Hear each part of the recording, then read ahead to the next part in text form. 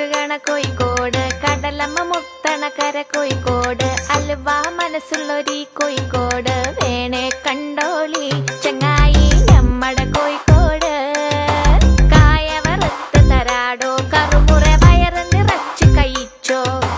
ദം ബിരിയാണി കഴിച്ച പിന്നെ സംഗതി നല്ല ഉസാറ് കൽബില് തേനൊഴുകണ കോഴിക്കോട്